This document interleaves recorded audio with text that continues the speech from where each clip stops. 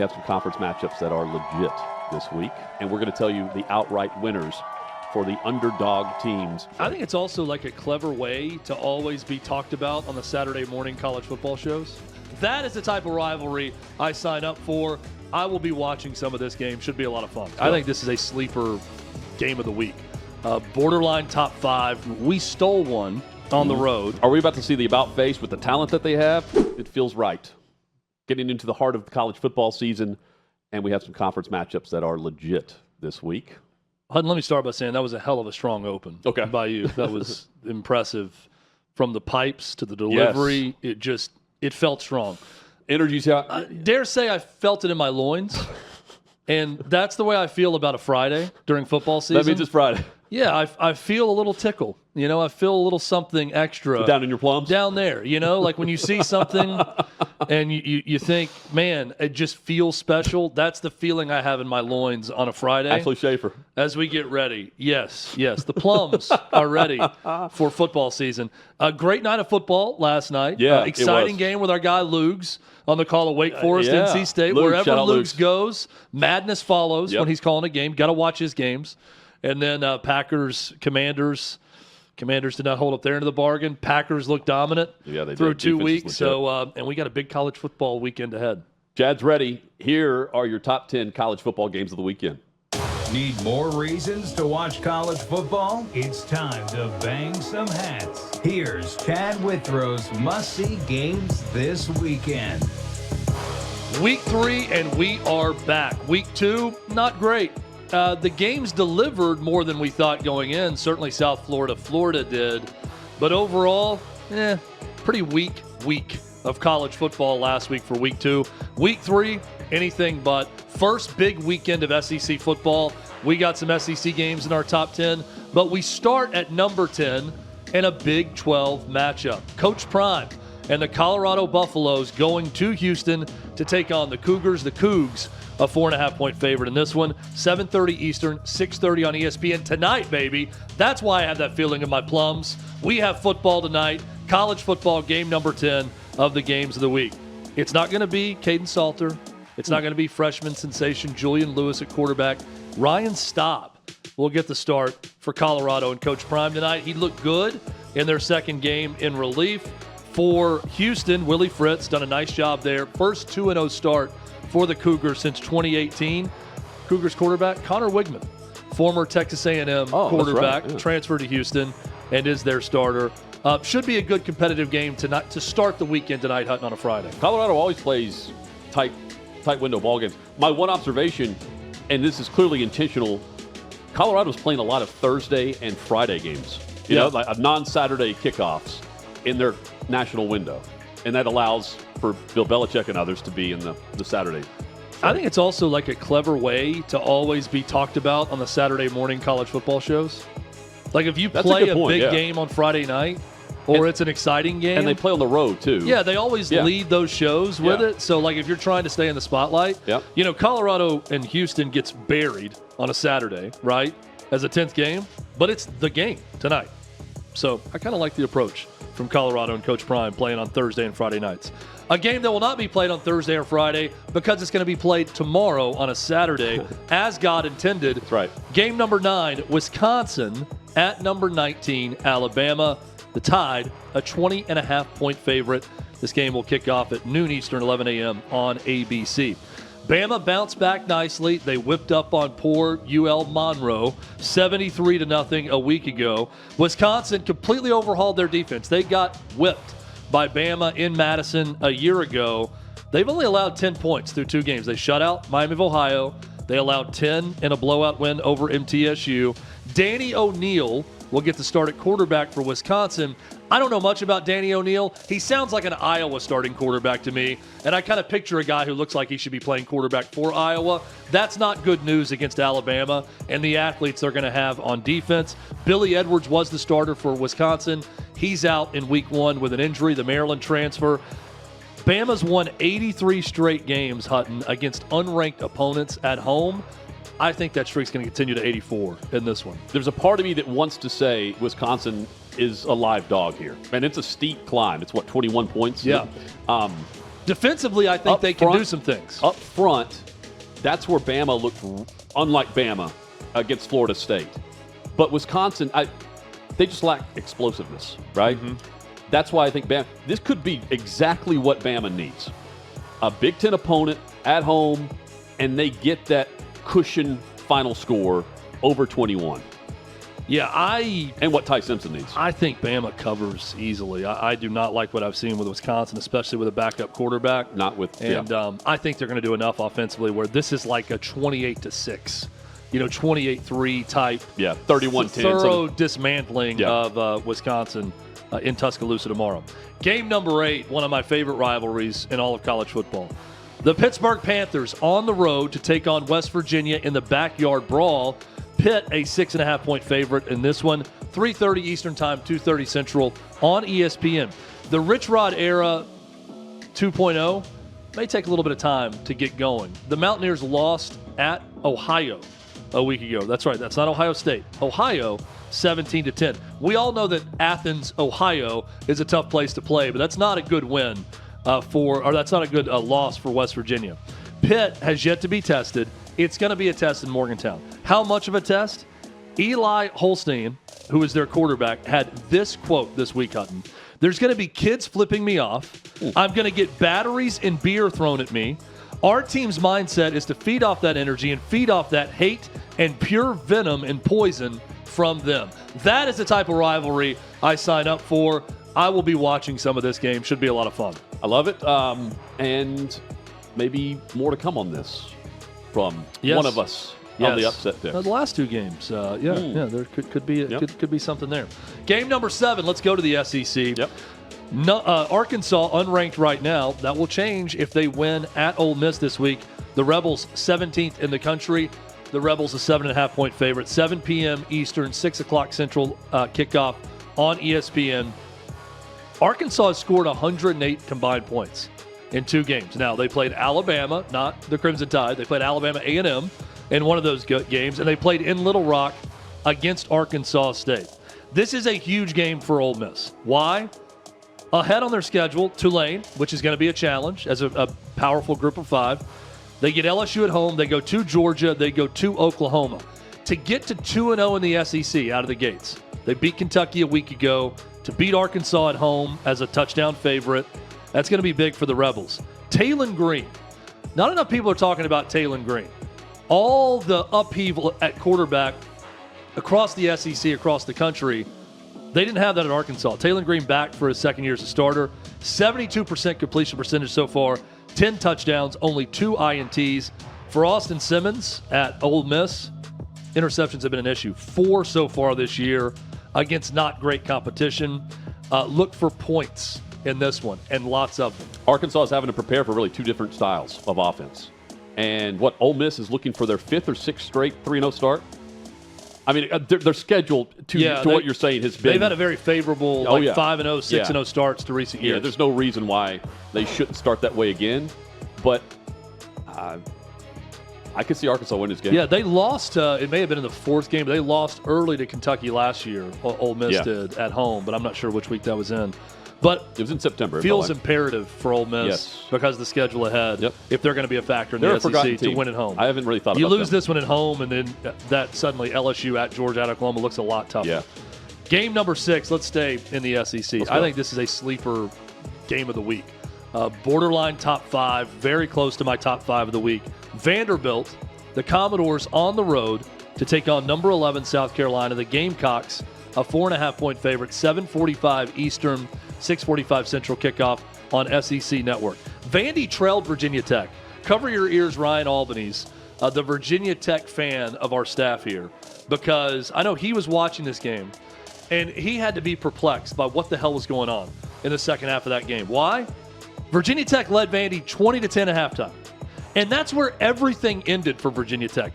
They didn't allow a single rushing yard. Vandy's defense didn't in the second half. Wow. Not a single damn rushing yard. Shout out Clark Lee. They scored 34 unanswered. Diego Pavia took over. Cedric Alexander in the run game. They were handing the ball off for 50, 60-yard touchdowns with ease. What happened to Va Tech? Don't know. What's happened to Vandy? They're a legitimate football team that can beat anybody. But can Vandy slow down Lenora Sellers and his ability to run and pass? He's looked good in the early going. They fell behind, South Carolina did, to South Carolina State, I think it was, a week ago, 3-0, before doing what they needed to do against South Carolina State. And a big question, Hutton, for me, for Vanderbilt, can they prevent Nick Harbor, who is an absolute alien on the outside with his athletic ability? Can they prevent him from breaking this game open with a couple of huge plays? So that, and the thing about Vandy that's so different is in the past it was run. And they're still averaging like 230 yards per game on the ground so far. South Carolina's run defense is really good. But they're in down and distances where you don't really know if it's going to be run or pass. You know, it's second and third and manageable. Pavia makes you pay, and this is a grinded-out game, I think, for South Carolina. The test is there. They both played Virginia Tech, and Vanderbilt dialed up the 1-800-ASK-WILL. You know, like that. It's also I love what I saw last week from them. It's hard not to think that they're a live dog on the road here, Yeah, even though they've also- lost 16 straight. It's indicative of what it took a while, but what Clark Lee was able to do after that one terrible year where they didn't win a game in the SEC. Yeah. And they overhaul with Pavia and Eli Stowers, who's a great Lost to player. ETSU or whatever. Would start, right? yeah, would start for anybody. Yeah. But what they've been able to do since then, and when Clark Lee talks about, we want to be a playoff team, we want to be we want to win the SEC, we want to win the national title, and people laugh. But I'm thinking, here's what Vegas thinks: they're less than a touchdown underdog on the road at a playoff team. South Carolina is 11th in the country. This is a team picked by many to be in the playoffs. This is a road game. And a Heisman a candidate true road game. quarterback. And what Vegas tells us, which They Vegas know. is typically more right than Vegas us. knows. 4.5 points. And that's it. So that tells you Vanderbilt is a contender right now to be a playoff team, as crazy as that sounds. 16 straight losses to them. Remember, last year, this was the game where they were having some momentum. South Carolina came into Nashville and handled them. Low-scoring game, but defensively, South Carolina handled them. Yes. Number 12, Clemson in game number 5, a 2.5-point favorite at Georgia Tech, 11 a.m. Central, 12 Eastern on ESPN. This is the 90th meeting between the two ACC rivals. Georgia Tech leads the overall series, which may surprise some people, but Clemson, not surprising, has won 9 straight in the series. Keep an eye on Haynes King. He left the game against Gardner-Webb late with a lower body injury. That's one that's been nagging for him. Is he going to get to go in this one? And did Cade Klubnik figure it out in the second half? He hit Bryant Wesco Jr. for 2 touchdowns. He was 7 for 8 for 99 yards and 2 touchdowns against Troy. They trailed at halftime. He put it together in the second half. Statistically, is that enough to get Cade Klubnik, our pick to win the Heisman before the season, to get him going? Doesn't look like a good pick through 2 weeks right now with Cade Klubnik. Good opportunity, though, Hutton, in a really, really big game in the ACC. So Georgia Tech has won 6 straight at home now. Turnover differential. Clemson has 5 takeaways, and Georgia Tech has 5 giveaways so far. That's the ball game to me. But here's the thing. Georgia Tech's passing game, they had, 450 yards passing. And, again, you're mentioning Haynes King. Clemson's defense is ranked really, really low right now. Yeah. Like, low, I mean high. Like, awful. Are we about to see the about face with the talent that they have? Or is Georgia Tech about to just control the line of scrimmage and exploit them? To me, it depends on the health of Haynes King. Well, and what we've seen with Clemson, too, is they have fallen on the national scene. They haven't fallen that much in the ACC. They still do very well. Just like last year. Adam, they could you give me some water, please? Lost a couple games, and then they were right there. They had help, but they're hanging around. But is Georgia Tech this year South Carolina, right? Right. Let's go ahead and pick up on that before the game is played, before the hype, if they win the game, starts for the Yellow Jackets. Yeah, well, and that's why I say Georgia Tech with a real opportunity to put Clemson in the back seat of their own conference. Yeah. Which really, even with their struggles, people haven't really been doing that much with Clemson. So certainly a game to keep an eye on. Another one to keep an eye on, game number 4, Florida at number 3, LSU. The Tigers, a 7.5-point favorite. This game will be played at 7 p.m. Eastern, 6 p.m. Central on ABC. Florida settled for field goals, could not score touchdowns against USF last week. Can the Gators O-line hold up against a great LSU front? They've given up 18 tackles for loss in 2 games. Keep in mind, one of those games was against Long Island U. Who? For Florida. 18 tackles for loss they've given up. LIU, the Blackbirds, Hutton. Not good. For like Florida's one-shot offensive moment line. Yeah, they're not a good recipe when you're going to LSU with that noise for your offensive line. And a great, yes, one shiny moment for LIU was just the first quarter when the game kicked and it was over. Man. Then their moment was done. Play. Florida's turnaround in 2024 started with a 27-16 win over LSU. Can they kickstart things again in Death Valley, Hutton? I'm not so sure against this LSU team. Tiger Stadium, man. Like to me, that's all she wrote in this. I will say, there's and rightfully so, a lot of talk about Billy Napier. He was not good coaching last week. That team did not quit on him last year. No. So in fact, they got better and better.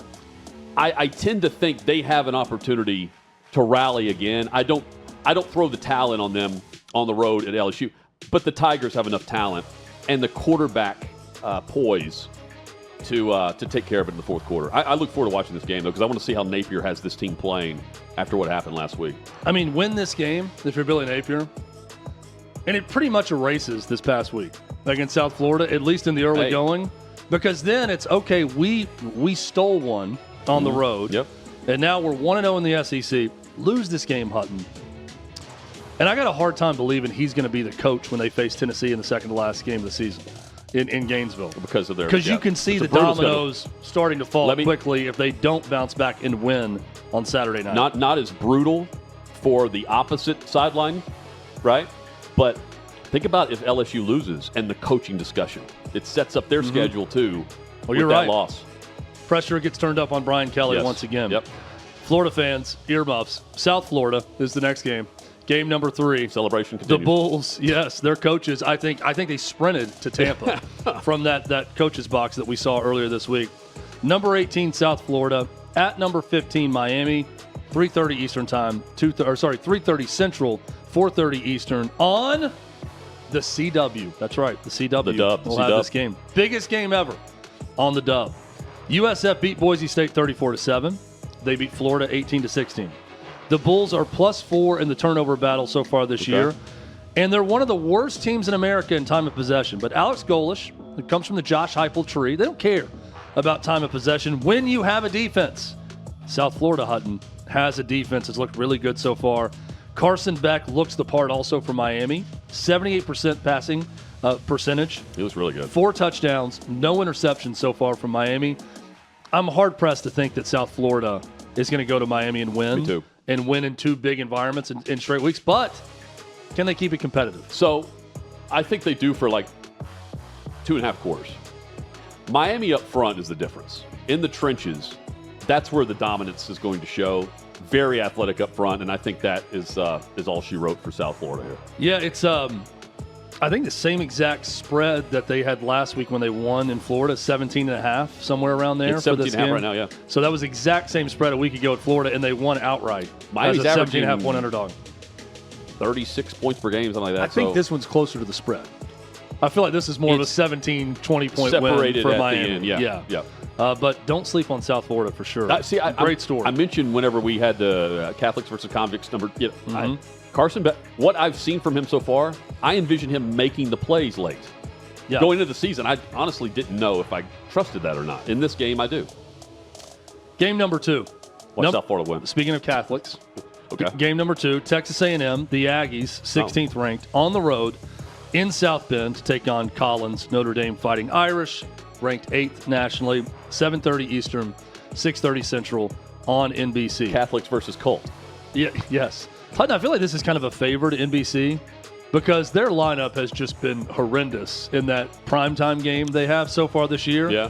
And it's like they get the home games, right? Yeah, and they get, this is like the one that's like, hey, will you do us a solid and give us one big game in the first 3 weeks because the first 2 weeks were awful. So they get Notre Dame A&M, which is for $80 big. million, they should. Yeah, absolutely. Whatever they're paying. Yeah. But that Big Ten package on NBC, typically on Saturday nights, not great. Good. Notre Dame, they want to run it with Jeremiah Love C.J. Carr, good RPO quarterback for the Irish.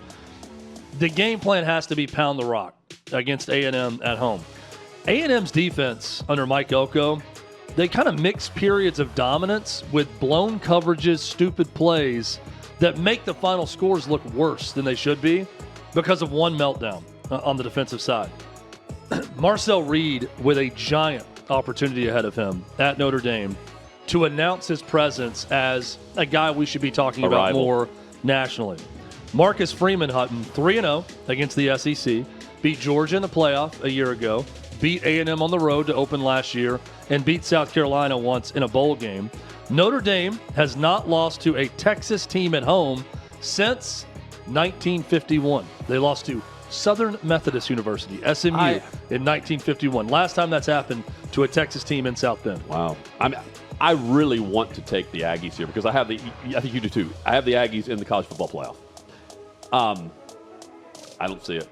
I know that Elko has said that Marcel Reed's okay, like there's no injury concern, but he's banged up. Yep. And this defense, Marcus Freeman, the edge goes to the home favorites here. But I want to see A&M step up and play a huge game. This is where their season is made. It's also giant for Notre Dame because this is going to sound crazy. I mean, if they don't win this game, they don't have a ton of big opportunities for other big wins. Like they very likely will be 10-2. Yeah.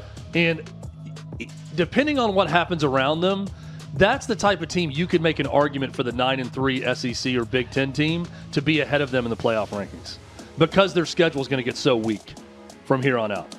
Chad, forgive me. Did you mention A&M's road record against ranked teams? I have not.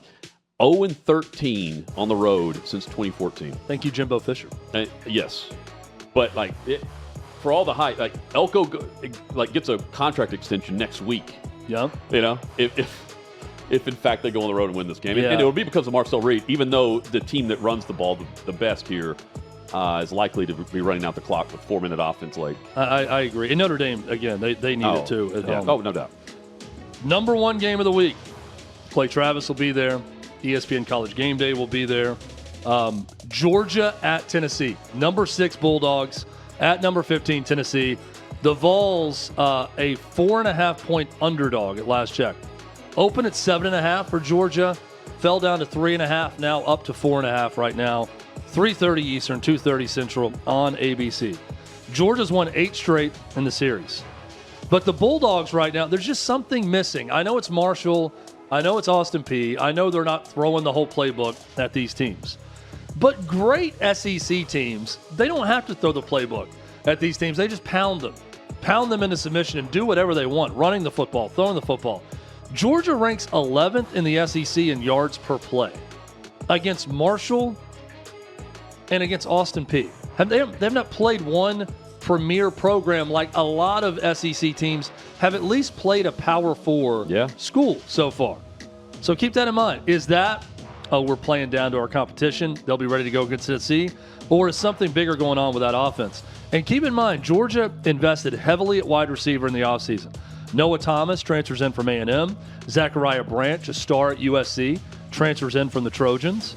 And it just hasn't clicked yet for that Georgia offense. Are they going to get it going in what's going to be a very hostile Neyland Stadium? For Tennessee, Joey Aguilar's been great. 66% completion percentage.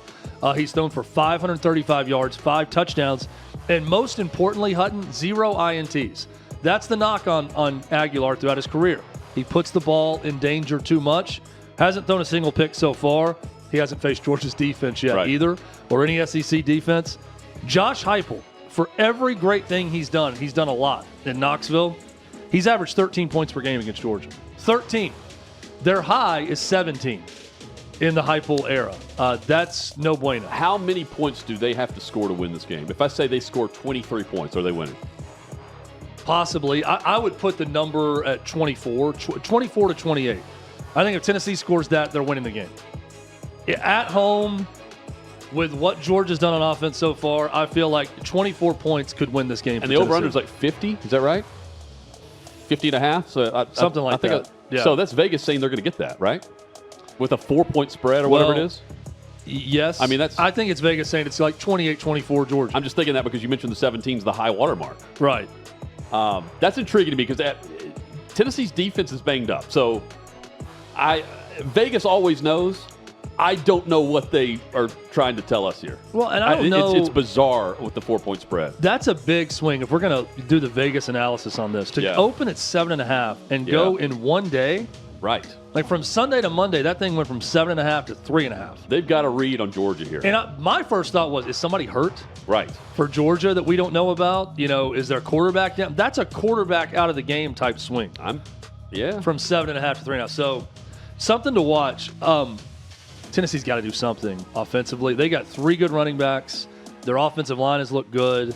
5-star freshman David Sanders likely will not play in this game for the 3rd straight game. But I wouldn't have played him if he was healthy because Tennessee's offensive line, they played well. You don't want to mix something in and change up whatever continuity you have against Georgia of all teams. And again, I just have a hard time picking Tennessee in this game, even though I know. They've won 23 of 24 at Neyland. That place is going to be rocking. I don't think Tennessee's going to be tight. They don't really do that under Josh Heupel. They're going to be ready. They're going to come out loose and ready to go. Kirby Smart just has the dudes that he can plaster guys on the receivers, go man-to-man, and he can get after the quarterback. He can shut down the run with his defensive line, and Josh Heupel has no answers. And you know what they do so well? They tackle well. Yeah, like if you get a 4-yard slant, you're getting a 5-yard gain, right? Like there's no – like they take away the deep passing game so well with their defensive backs, and they tackle well at linebacker. Yep. So, Tennessee's going to have to do the same thing, right? Like, don't beat yourself here. I favor Georgia, but again, the spread is odd to me. It's begging me to bet Bulldogs, but again, I feel foolish if I do that because Vegas is telling us it's a close, tight game. This is, to me, Hutton, is sort of the swing game for Georgia. Not so much for Tennessee. I don't think Tennessee losing to Georgia would do anything to change the outlook for the season. You know what I mean? Like, if they get killed, that's not going to look good. Right. But this was always predicted to be kind of an 8-4, 9-3, maybe 7-5 type team. I don't know that winning it completely drastically changes everything. I think it changes a lot for Georgia. If they go into Knoxville and they look bad offensively and they lose this game to Tennessee, I do think that it adds credence to sort of a lethargic effort in the first 2 games against bad competition. And people may start to look at Georgia and say, maybe this is a bit of a down year for Kirby Smart. They started a little sluggish last year, too. Keep in mind, if Tennessee wins, though, they're with Oklahoma and LSU, if LSU wins, for the SEC championship game. They're the favorites to go with the win over Georgia, based on what we're seeing from Bama. Well, it's also a chance for a huge start to the season because after this, where we talked about Ole Miss playing LSU and at Oklahoma and at Georgia, these tough games, Tennessee gets UAB. They go to Mississippi State. They get Arkansas at home. I mean, that's a golden opportunity to be 6-0 to start the season, and you're getting close to college football playoff ranking time, and you could be undefeated or right there. And then it gets tougher again in Tennessee's schedule. But huge opportunity for the Vols to make a statement. I can't wait. Chad, well done. Thank you. That is so much fun. Top 10 games. Do you feel it in your loins? College football week. I do. That's a top 10 list that you can really feel. I'm energized. Yes. I am ready for. I'm ready to strike up the band. Yes. Ready to strike up the band. Shall we? Let's do this with wrong team favored. We've got. Let's strike up the band. The competition going here, and got some wins last week. We did. We had a good. What a hell of a overall. week it was for us. Hey. Round of applause for us. Feel free in the studio. You can applaud let's put too. up the standings here. It was a great performance. There we go. So we get the win. I took Baylor 2.5, but I needed some points here. They get it done in overtime. Great game. Chad, well done. Yep. Mississippi State. You had a feeling about this against Arizona State, and look at you've got Vanderbilt. For Adam, well done. Sean misses out this week, but trying to redeem himself. Yeah, Sean's not here, so I'll say it. I think we're seeing a little bit too much northern bias coming from Sean, right? He went with Bill Belichick, champion of the North and New England Patriots for years and years, thinking there was not. I think his rationale was there's no way that Bill Belichick, the greatest coach in NFL history, can go to college and lose in his opener to TCU. Mind the Michigan not only pick did he there. lose, he got killed, and then he went with Michigan over Oklahoma. Michigan. I really don't mind the Michigan pick, but think John Mateer is a bit more of a problem for everyone in the country than we may have thought going in. Chad, you know who else is a problem? Is Diego. Yes, he is. San Diego. You're going back to it, Hutton? Or you're following Adam's pick? I'm following with Vandy again. 4.5. Let's go. Let's go doors here. I'm riding the momentum, and I'm just basing this off of what we've seen from both teams against Virginia Tech. South Carolina is legit. Lenore Sellers has been okay. I trust Clark Lee's defense. He's been doing great with that defensive scheme. Can they shut him down? No. But can they do enough where Pavia takes over? Yes. And they believe. I need the 4.5. They believe that they will win. They believe that they will win. They can win. I like that pick, Hutton. There's no logic or rationale behind my pick. Sometimes you got to follow your gut. Yeah. You got to follow your gut in a rivalry series. You got to let it ride. And when it comes to backyard brawl, there may be batteries and beer, maybe even urine dumped on the Pittsburgh players in the sideline. That's a tough environment to play in. Give me the Mountaineers of West Virginia, fresh off a loss to Ohio. They bounce back under Rich Rodriguez. He knows about this series. He knows what it means to the good people of West Virginia. Mountaineers win it as a 7-point underdog at home against Pitt, Hutton, and I will be out to a nice little lead if this happens with 6.5 followed by 7 in this competition. Little John Denver, strike up the band. Country roads. Take me home, baby. Let's go. Yeah. Mountaineers, get it done.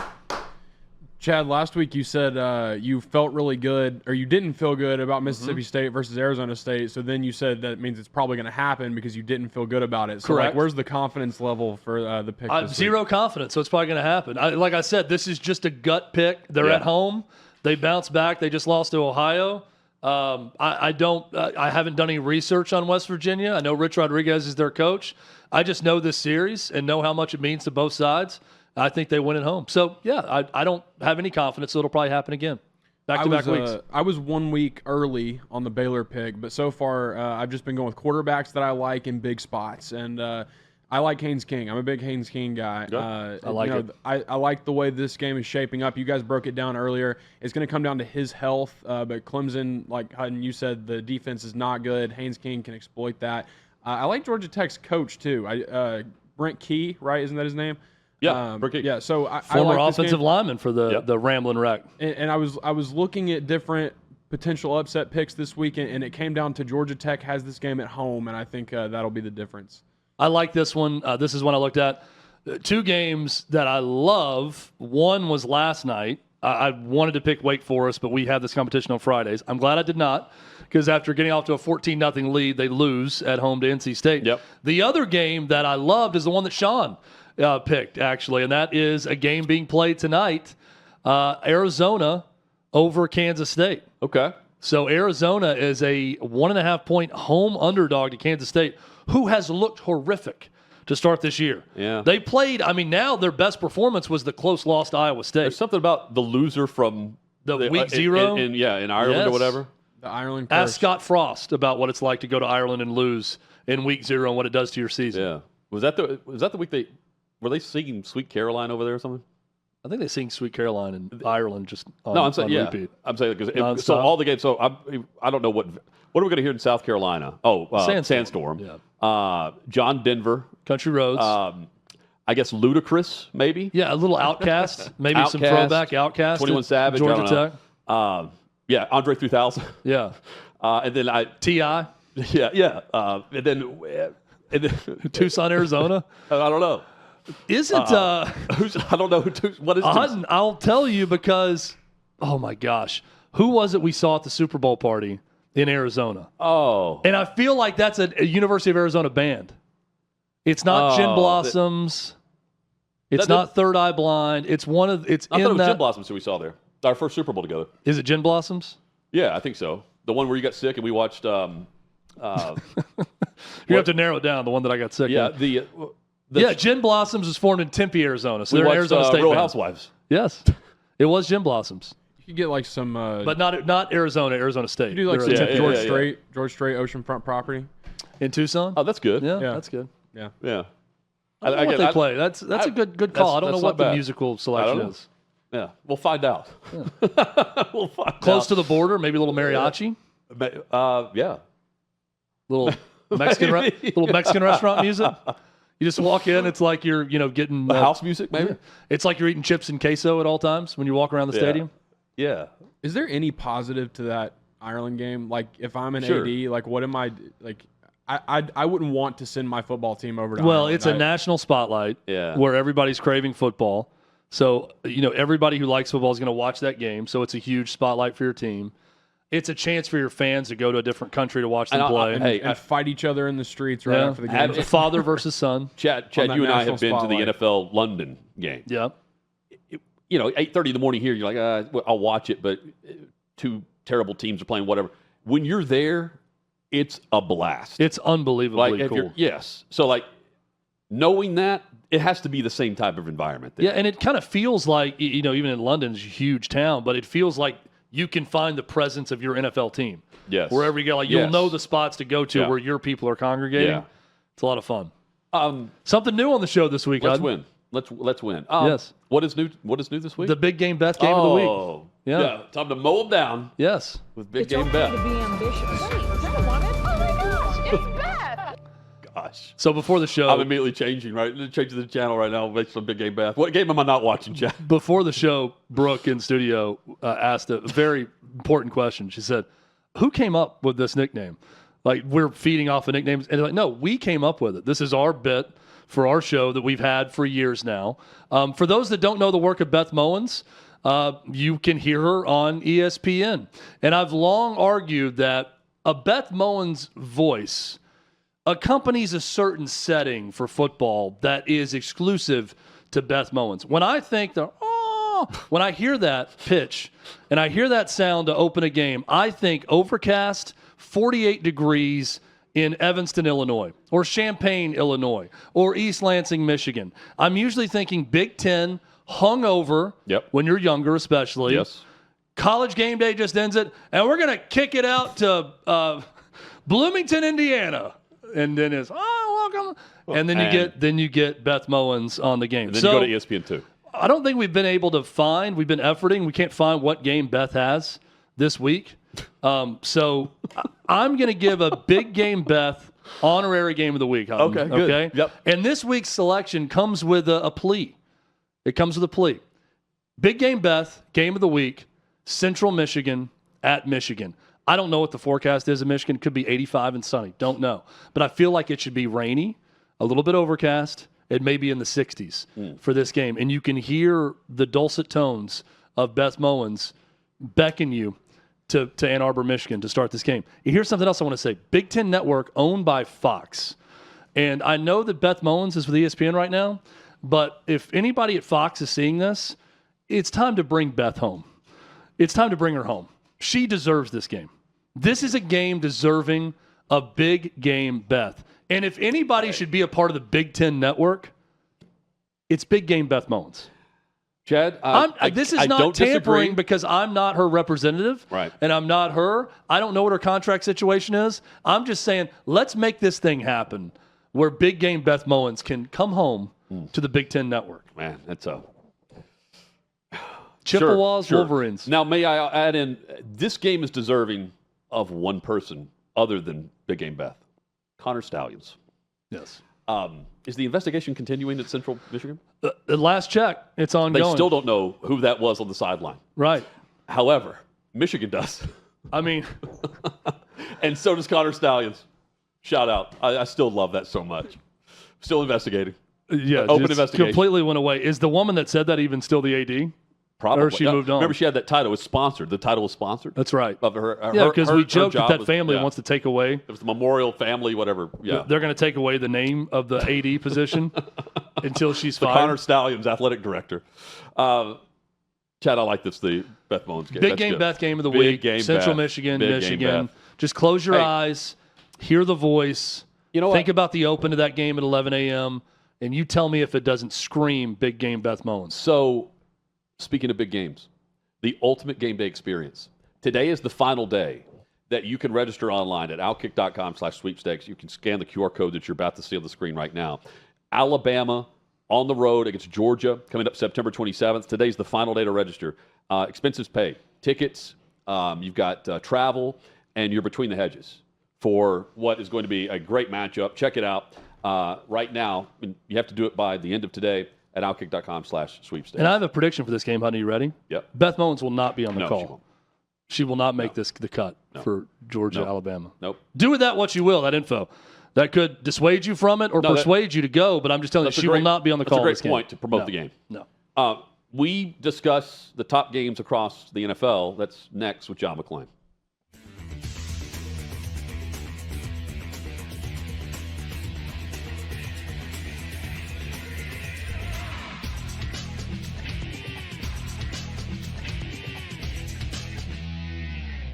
This fall, you're not just watching the biggest game in college football. You're at the game. Bama versus Georgia. September 27th, Athens. OutKick's giving one lucky fan and a guest the VIP treatment. Flights covered. Hotel covered. Game tickets, of course. No purchase necessary. Just hit outkick.com/sweepstakes. College football weekend of a lifetime. Outkick.com/sweepstakes. Have you already been called all those names? Have you already had that? Is that already been? Sure, I have. But one thing I learned playing for the New York Yankees, especially when you're hurt or you're not playing well, don't look at social media. So I don't. Yeah. So everyone that throws stuff at me on social media, I'm sorry, I'm not reading it. But one thing I would say, Dan, is that people have told me the same thing. Hey, Tex, why do you want to go into politics? It's so divided. They don't even talk to each other anymore. Well, everyone on the right, conservatives haven't moved that much further right.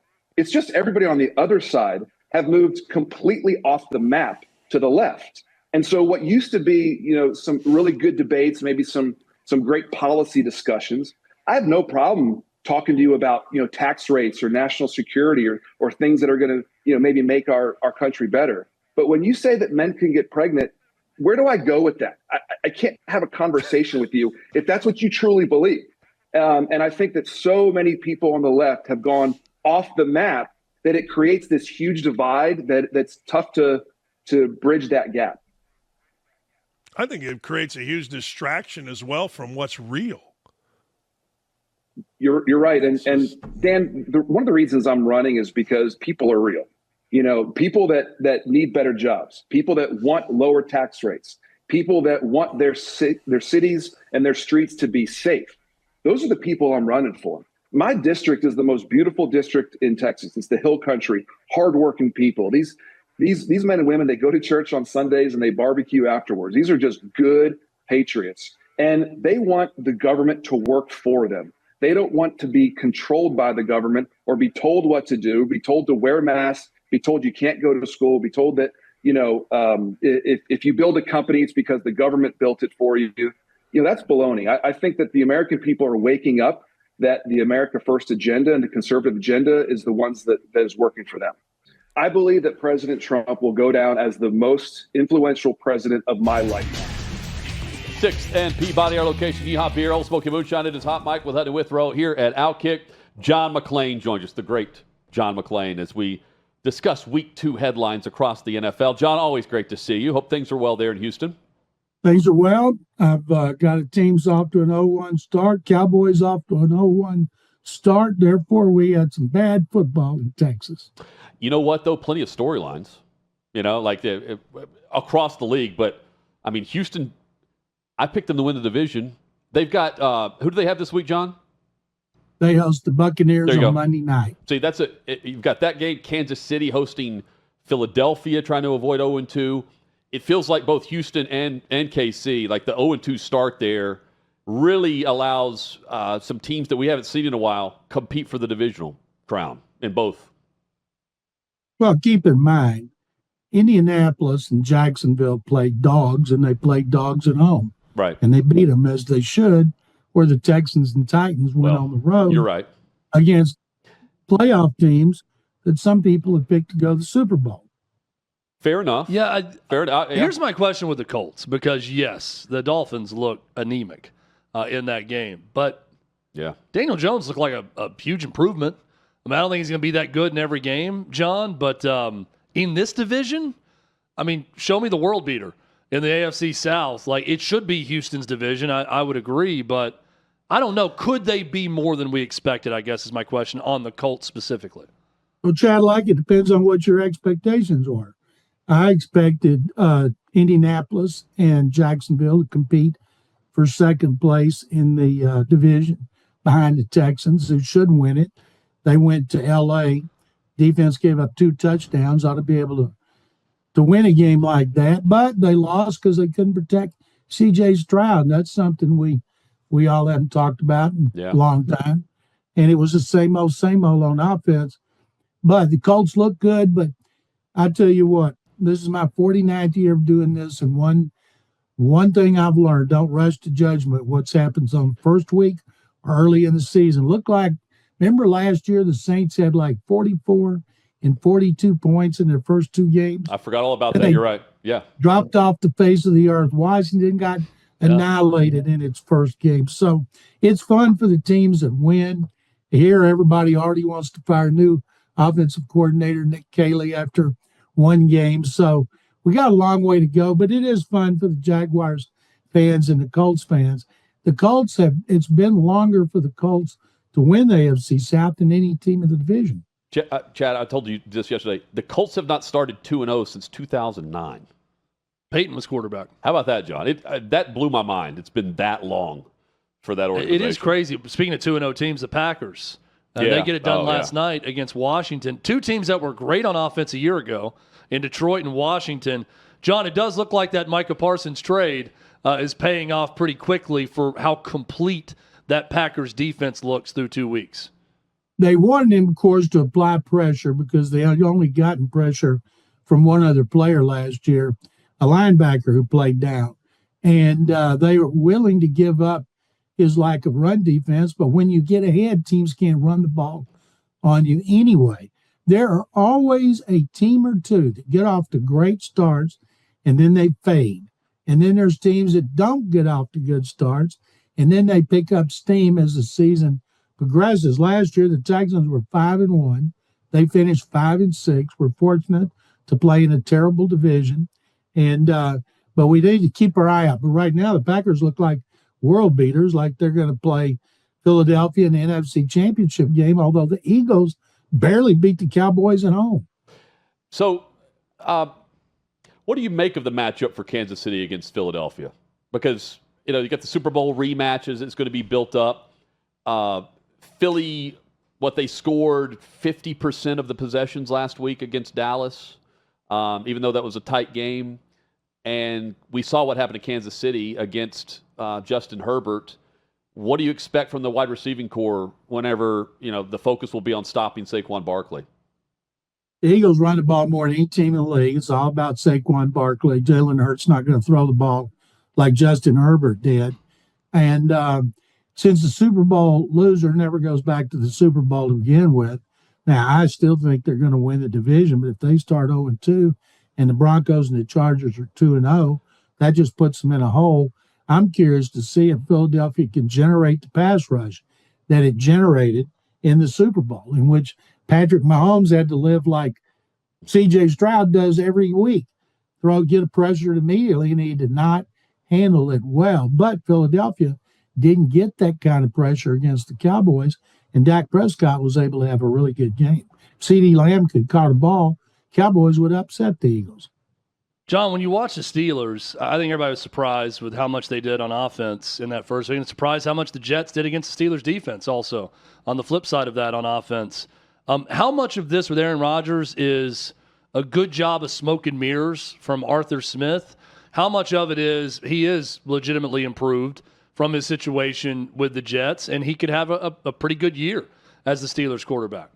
I think he could have a pretty good year. Last year he was coming off an Achilles rupture and surgery, and then he played better near the end of the year. If you look at his stats, they were pretty darn good. But if you watched him, there's a lot of things he can't do that he used to. Well, in the game against the Jets defense looked really bad, just like the Steelers, and he threw 4 touchdown passes. It was a great game for him and his offensive coordinator, Arthur Smith. And the best thing for the Jets is Justin Fields looked like a legitimate quarterback after bouncing around like a pinball as he has, and maybe he will become the quarterback that the Bears thought he would when they drafted him in the first round. And plus, Rodgers likes to play with a chip on his shoulder. And he obviously had one because he was messing with the fans after the game, and he said he wanted to beat everybody in the organization. Now, he was talking about Aaron Glenn, first-year coach. He said, there's people over there think I can't play. Well, he was still mad because Aaron Glenn made him fly all the way from California to come over to the Jets so he could tell him he wasn't wanted anymore. But you don't do those things on the phone to begin with. And I remember Rodgers complained because he had to do it on his dime, like he couldn't afford it. So he's harbors some bitterness, and if he can keep that chip up there on that shoulder every week, maybe he'll be better. But their defense better play a whole lot better if they want to stop the Ravens. And even though the Bengals had a terrible offensive game, we know their offense is going to be really good. John, how about the storyline right now in the NFC West where Brock Purdy's hurt? It could be out, up to 4 or 5 weeks. Meanwhile, Seattle's on the road against Pittsburgh this week. The Rams are in Nashville against the Titans team that can barely score. The coach doesn't know what is a catch with an elbow equals 2 feet. And beyond that, they're going to be down their right tackle, J.C. Latham, who moves over to right tackle to start the year because they were so awful there last year. It's a chance for the Rams and the Seahawks to get a step ahead of San Francisco with, I believe, Mac Jones is slated to start. First of all, Brian Callahan, you are a head coach in the NFL. You have to know the rules. And if you don't, you should have somebody up in the press box in your ear who usually helps. Coaches have people up there to help them with game management, clock management, whether to go for a replay or not. And he didn't know the rules, and that is a bad look. Plus, I know at the end of the first half, people question his strategy. Well, he's got 2 bosses that didn't hire him, and so they better show a lot of improvement. And I know Cam Ward played better than his statistics looked, but I'm really fired up to see how Cam Ward progresses this year, and they better start up front. Calvin Ridley can't be dropping passes because they don't have a lot of offensive talent. But when a team gives you 4 turnovers, your defense has played great, and they're not capable of taking advantage of it and winning in Denver, but that's why they stayed in it. And so I'm really fired up to see more of Ward because I didn't follow him in high school close to Houston or Incarnate Word. Started to pay attention to him in Washington State. Last year in Miami, he just took the college world by storm. So I think it's going to be fun to watch his development. But Brian Callahan, you talk about on the hot seat, he may already be on the hot seat right there behind Mike McDaniel. Totally agree with you because think about the scenario that could play out here. The Boo Birds will be out in the first 3 and out that they have, and it will come early and probably often on Sunday. And beyond that, they've got a stretch of games where they play like 3 or 4 straight in October here in Nashville. The home crowd for a stadium that's hard to get to with all the construction around that dome, no one's going to show up to these games by the second month of the season. That's how bad they're. You know what I mean? To have anyone in the stands, you got to hope for a traveling fan base. Yeah, that's going to come into Nashville and take over because Titans fans will not be there. Yeah, that's a great point. Going back to the 49ers with Brock Purdy out. Yeah. When Kyle Shanahan traded 2 number 1 picks, he traded 3, but he got 1 in return. Everybody thought he wanted Mac Jones in that draft. Chris Sims, that's a great point. Good buddy from college, had him taking Mac Jones. I believe Chris Sims. I went with Mac Jones. He probably wished he had because Trey Lance bombed out as well. Well, now he's got a backup quarterback. He's won it all along. I remember when Nick Mullins threw the ball a lot when he had to play. So I don't think people should write off the 49ers, even though they already have some serious injuries, because they do play the easiest schedule in the NFL, at least on paper. But I do know this. The Rams have a great defensive front, just like the Texans. That they don't rush more than 4 because they don't need to. They will be all over Cam Ward, and they better have a game plan designed to have him throwing on the run and getting rid of the ball after a 3-step drop. John, I know it was week 1. You're right. Week 1 can be a liar. What did you learn about J.J. McCarthy?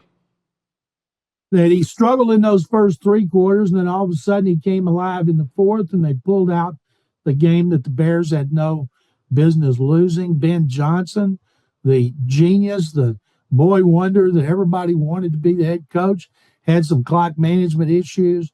That puts him under the microscope. But McCarthy, if he can duplicate what he did in the fourth quarter, he's going to be really good. And Caleb Williams, man, after reading the multiple part series and Go Long last week about what a nightmare it was to work with him last season, whew, boy, Ben Johnson should have done his homework. Maybe he did. Maybe he knew all those things. But we got to watch Caleb Williams very close, because based on those stories with all those sources, he was a pain in the butt for the coaches. Yeah, and you mentioned Ben Johnson, Aaron Glenn, also a head coach. Is that a factor for Detroit right now with the two new coordinators? Is that what we saw, or was it just Green Bay's defense? Sure looks like it. Remember when Philadelphia lost Shane Steichen and Jonathan Gannon? They brought in two new coordinators, and they fired him after 1 year. Then they hired two more, Vic Fangio defense, Kellen Moore offense, and they won the Super Bowl. Now, of course, Moore's gone to New Orleans, but you better make the right decision. And Dan Campbell doesn't call plays, and the same thing that happened to Philly could happen to Detroit. And finally, I mentioned this early in the week. I want to get your thoughts on this. The storyline in January where Derrick Henry fumbles to start that comeback for Buffalo. Buffalo comes back to win in week 1. That probably means if they match up in the playoffs, Buffalo's hosting Baltimore. The redemption factor for Derrick Henry and the storyline that week, I can't wait for that. Like, I want that to happen now, just based on the look on Henry's face walking off the field. That was a great game, and wow, what a fourth quarter by Josh Allen and company. And, I mean, again, Derrick Henry, who was dominating, John, had that fumble that sparked everything. And it was a great offensive game. And I felt sorry for Henry, because you guys watched him. He doesn't fumble much. No. And he never worried about Cleveland, because Cleveland has shut him down when they played. You guys saw those games. But I think, I remember Buffalo last year. They came in here and the Texans beat them. And the Texans just smothered Josh Allen to his worst game of the season.